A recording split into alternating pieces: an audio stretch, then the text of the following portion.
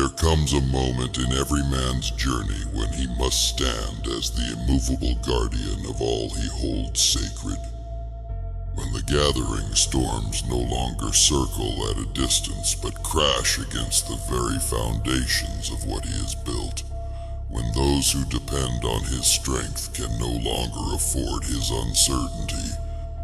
This is the moment that separates mere males from true patriarchs. The word patriarch has been twisted, maligned, weakened by those who fear what it truly represents. They have stripped it of its ancient power, reduced it to a hollow caricature. But beneath these distortions lies a primal truth that resonates in the marrow of your bones. To be a patriarch is to be the unyielding cornerstone upon which your entire house stands. Not through domination, not through fear, not through the small man's desperate clutching at control, but through something far more powerful, far more enduring. The unwavering commitment to protect and advance what you have sworn to uphold, regardless of the cost to yourself. This is not a role for the faint-hearted, not a mantle for those seeking comfort, not a path for men who bend with every shifting wind of challenge or convenience. It is the burden and the glory of those rare few who understand that when everything hangs in the balance, someone must become the immovable axis around which chaos itself must bend. That someone is you. Look around at what you've created, what you've built, what you've sworn to protect. Your family, your legacy, your domain of influence and responsibility. The physical and spiritual territory entrusted to your guardianship. Now look at the forces gathering against it. Some are obvious: economic pressures, cultural decay, moral dissolution, social fragmentation, the slow erosion of boundaries that once held firm against the tide of disorder. Others move unseen, cloaked in the language of progress while concealing the ancient hunger to tear down what strong men have built. These forces don't announce their true intentions, they whisper seductively. They promise ease while delivering weakness. They offer freedom while forging chains. They know what you perhaps have forgotten, that the fall of the patriarch is the first and necessary step toward the collapse of all he protects. So they target you specifically, undermine your authority, question your motives, challenge your every decision, seek to plant seeds of doubt not just in those around you but in your own heart. Are you sure? They ask. Are you certain? They question. Could you be wrong? They suggest, wielding uncertainty as a weapon against your resolve. And in too many houses, too many domains, too many families, these tactics succeed. Men who should stand firm begin to waver. Men who should speak with clarity begin to doubt. Men who should act with decision begin to hesitate. And in that wavering, that doubt, that hesitation, the first cracks appear in what should be impenetrable. The first fissures form in what should be unbreakable. The first breaches open in what should be inviolable. This is not your path. You walk a different way, the patriarch's way, the guardian's path. The protector's journey that has been traveled by strong men since we first built walls against the wilderness and claimed territory against the chaos.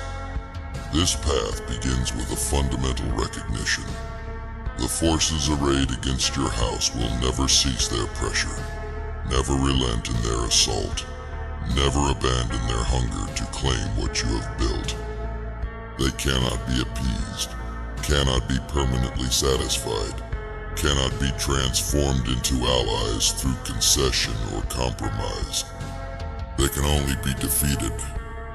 This triumph doesn't come through a single decisive battle.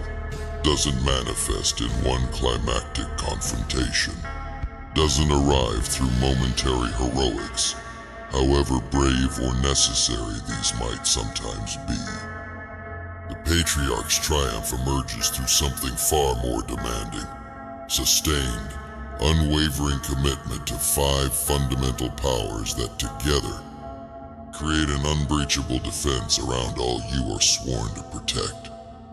First among these powers, unflinching clarity. The Patriarch sees what is, not what he wishes to see, perceives actual threats, not comfortable illusions, acknowledges real challenges, not soothing distractions. This clarity isn't pessimism. It isn't fearful scanning for danger in every shadow.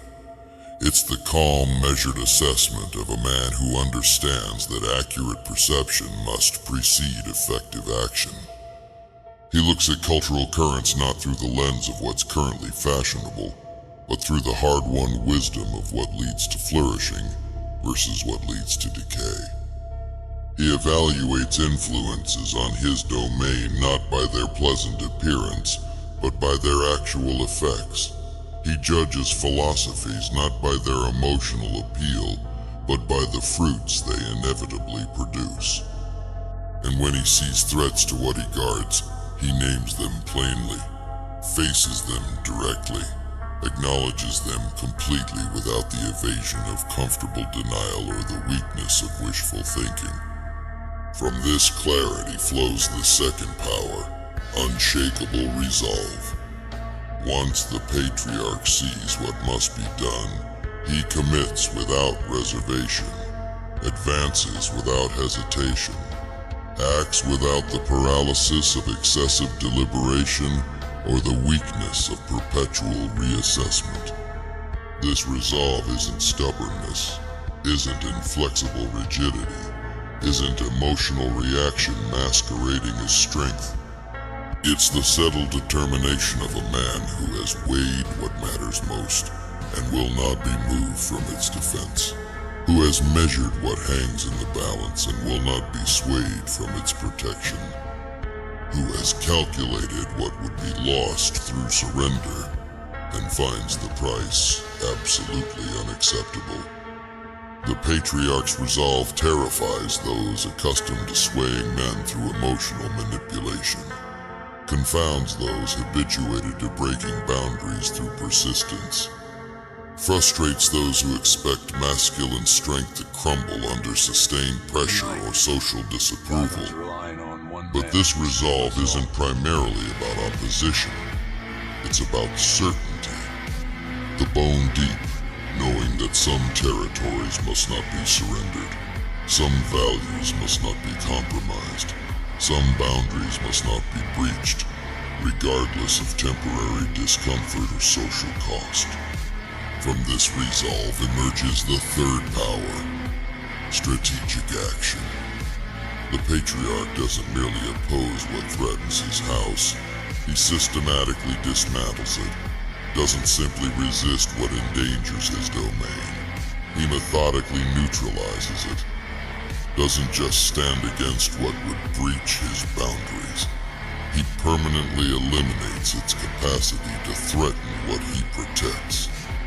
This strategic action isn't reactive lashing out, isn't impulsive counterpunching, isn't emotional response disguised as considered movement.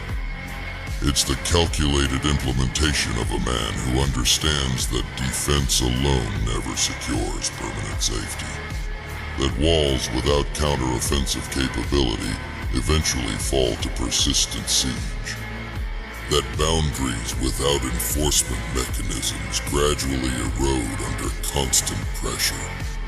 So he moves beyond mere resistance into systematic neutralization of what threatens his house, beyond simple opposition into methodical elimination of what endangers his domain, beyond basic defense into strategic removal of what would harm those under his protection, not through uncontrolled aggression or disproportionate response, which only create new vulnerabilities and justify escalation against his house.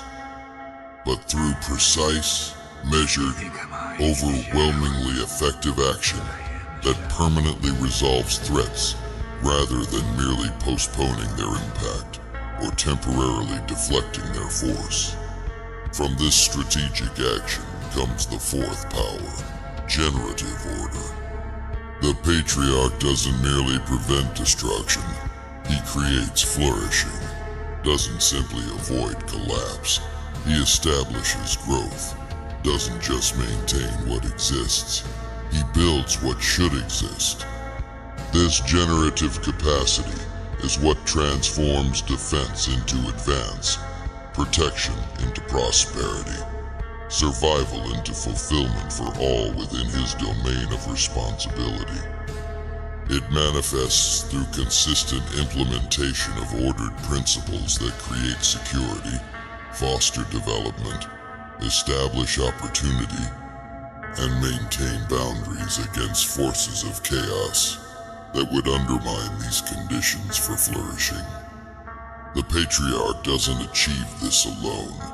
He's not a solitary force, but a generative center. Not an isolated power, but a catalytic presence that activates capability in others, fosters strength in his house, develops resilience in his domain. He creates systems that function beyond his personal presence, establishes patterns that persist beyond his immediate involvement, builds structures that endure beyond his direct action. This isn't control, it's cultivation. Not dominance, but development. Not rule through power, but leadership through generation of conditions, where all under his protection can grow toward their full potential within ordered boundaries that preserve the safety and integrity of the entire house. From this generative order arises the fifth and culminating power, transcendent purpose. The patriarch guards more than physical territory or material prosperity.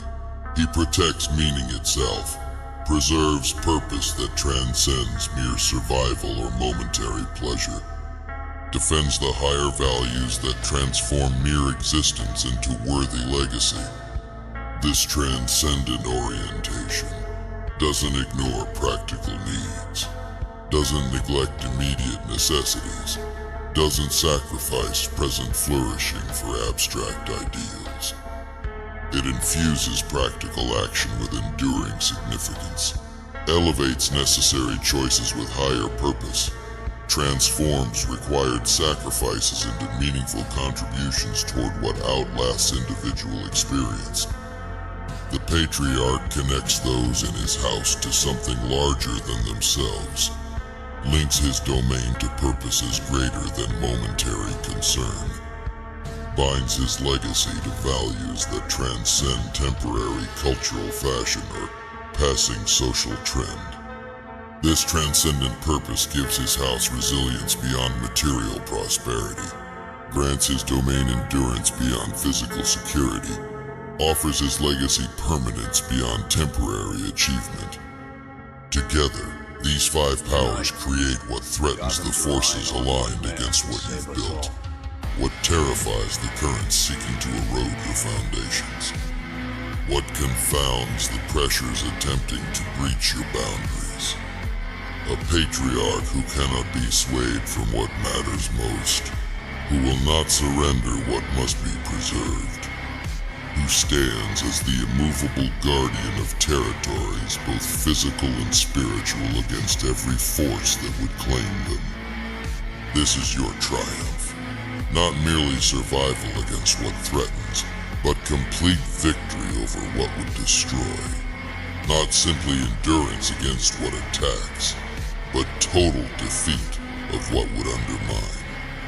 Not just resistance against what assaults, but absolute triumph over what would claim your house as its own.